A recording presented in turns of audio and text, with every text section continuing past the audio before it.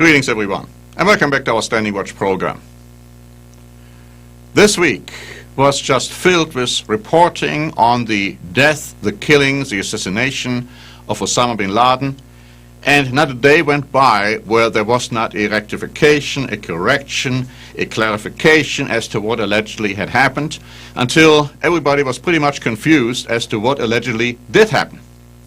I'd like to talk a little bit again today about not so much the reaction of the message that Osama bin Laden died here in the United States, which was pretty much a message of hope and of glory and of joy, but what was the reaction in the international scenery, and not so much even the lip services of politicians, but how did the public in those countries feel about what happened, especially Germany.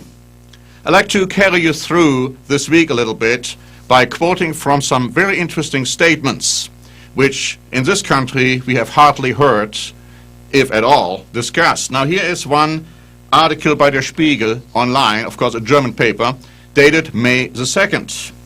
Now the Americans have found the Al-Qaeda leader and killed him immediately. According to the old American understanding of guilt and punishment, justice has been done, an eye for an eye, a tooth for a tooth. One can question this form of revenge.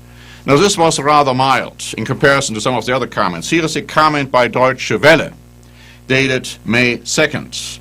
It says, while Germany's newspapers by and large welcomed the terrorist mastermind's death, many questioned the nature of his killing and what good it might bring in combating global terrorism. The Frankfurter Rundschau went a little bit further and said, it recognized the symbolic significance bin Laden's death had for Americans, but stated that, in concrete terms, it, quote, meant nothing, or if anything, nothing good. Was there really no alternative to granting the old top terrorist his wish of dying as a martyr? Again, Der Spiegel went on to say on May 4, Europe, and particularly Germany, are uncomfortable with what looks increasingly like a targeted killing. Reports that bin Laden was not armed at the time of his death have only served to reinforce such unease. Originally they said he was armed, now they had to admit he wasn't armed. The German paper Handelsblatt had this to say, Osama bin Laden was a criminal, but that Nobel Peace Prize winner Barack Obama celebrated bin Laden's death in his speech with the words justice has been done, and that the German Chancellor supported this with an expression of happiness over the deaths are shameful blunders.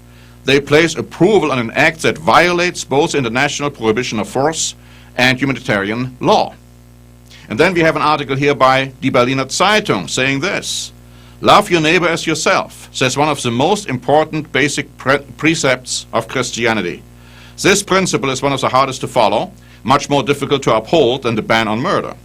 Just how thinly the layer of Christian culture coats the low archaic instincts of humans rarely shows itself as clearly as it did the day after the liquidation of the Islamist terrorist leader Osama bin Laden by US Special Forces. President Obama, a Christian, said in all seriousness that with bin Laden justice had been done as though there were no American Constitution, no justice, no law.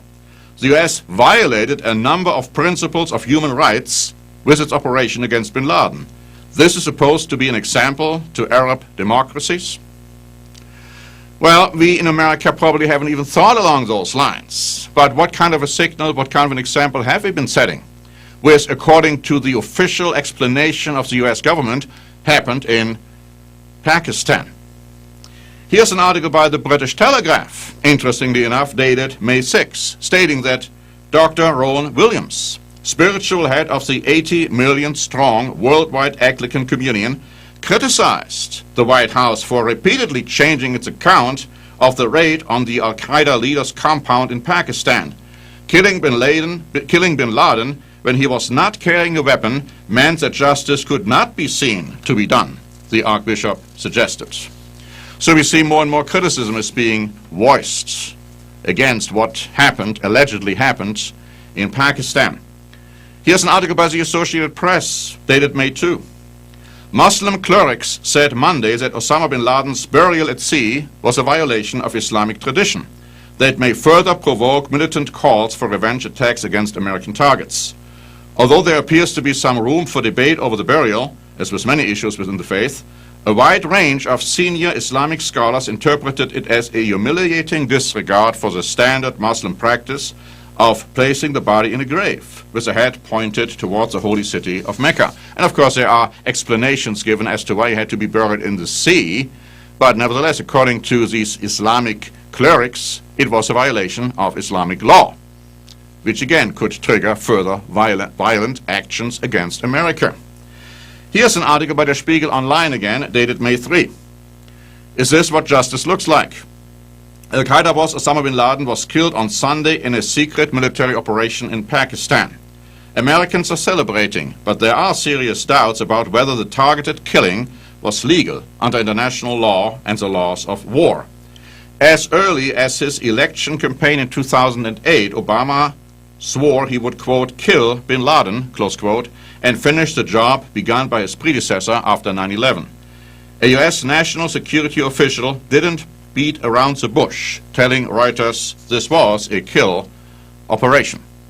It goes on to say, the U.S. would seek to justify a military operation like the one that took place Sunday anywhere it believes the enemy is hiding, regardless whether it be in Europe or Islamabad. The vast majority of other experts on the law of armed conflict find this view unacceptable, which is interesting in light of the fact that Mr. Obama is a professor of law. This article goes on to say that a military strike that crosses national borders, barring acts of self-defense, is generally viewed as an infringement on sovereignty. And no wonder the Pakistanis are very upset. Now, of course, whether they knew where Osama bin Laden allegedly was hiding, whether they had a part in it or not, they look embarrassed, obviously, but if they didn't know and the Americans didn't tell them, then they look angry and perhaps with cause. Now, the question is, was it actually bin Laden? There are all kinds of conspiracy theories floating around on the internet. And here's an article by Sky News, a British paper, Sky News, stating on May 2nd, can the U.S. offer final proof of Osama bin Laden's death? The circumstances surrounding Osama bin Laden's reported death raise urgent questions over how the U.S. is so sure it got the man. U.S. officials have said DNA testing has proved that al-Qaeda leader was killed in a villa in Pakistan. They've also identified him by facial recognition. The fact his body was buried at sea has so far only added to the speculation. Now, what about this DNA evidence? Here's an article by National Journal, dated May 2nd.